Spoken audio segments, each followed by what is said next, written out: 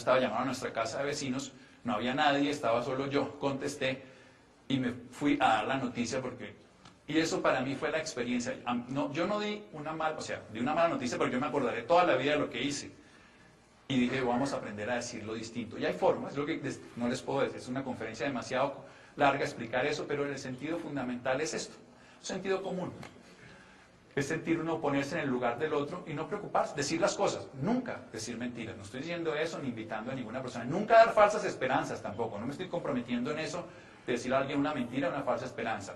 Pero sí utilizar una estrategia que uno sea capaz de ponerse en el lugar del otro, utilizar un lenguaje no verbal adecuado. Por ejemplo, para decir una cosa sencilla, yo me siento al lado del paciente y no lo confronto así. Por ejemplo, decirle de pie, no agarrar a la otra persona para una noticia, sino permitirle a la otra persona que se exprese. Estar ahí y ser capaz de tener la capacidad, uno, de ser responsable y asumir el contacto. Y lo último, que para mí es esencial, es el compromiso de seguimiento. Si uno dio una mala noticia, llame el otro día a la persona.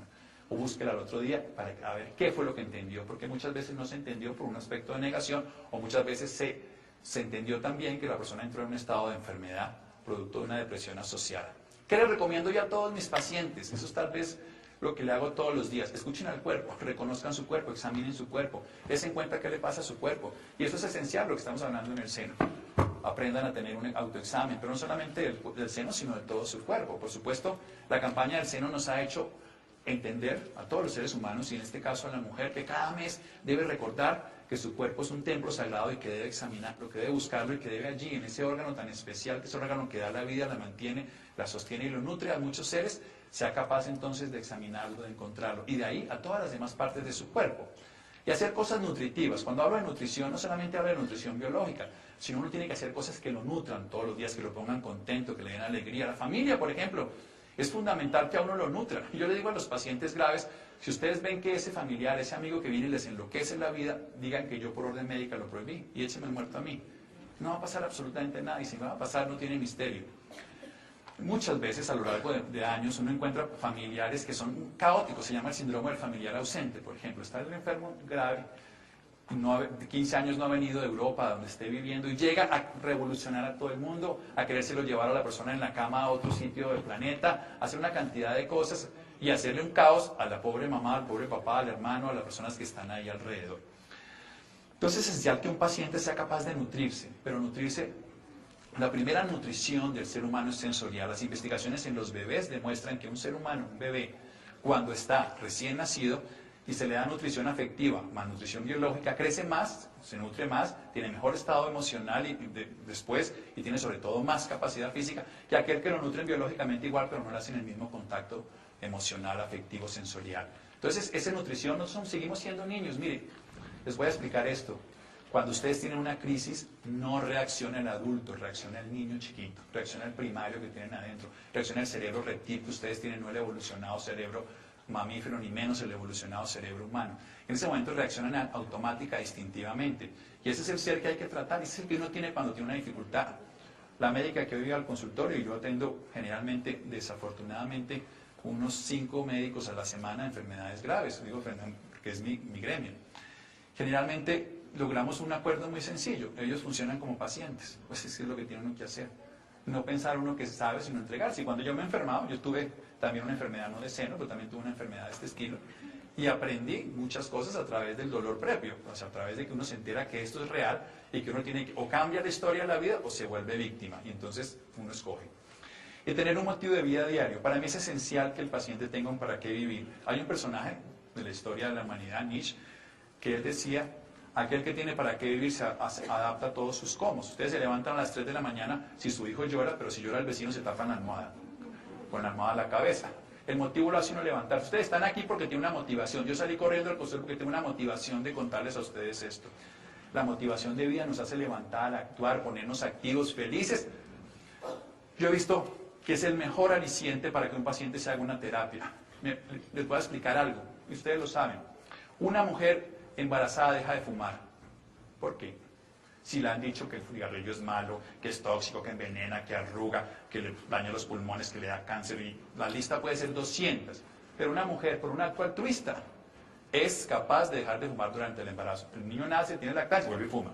Pero durante el tiempo de su aspecto altruista, de ese amor agápico de los griegos, de ese amor impersonal y sobre todo ese amor llamado ternura en la cotidianidad, ese amor le permite transformarse. Ese amor es un motivo de vida.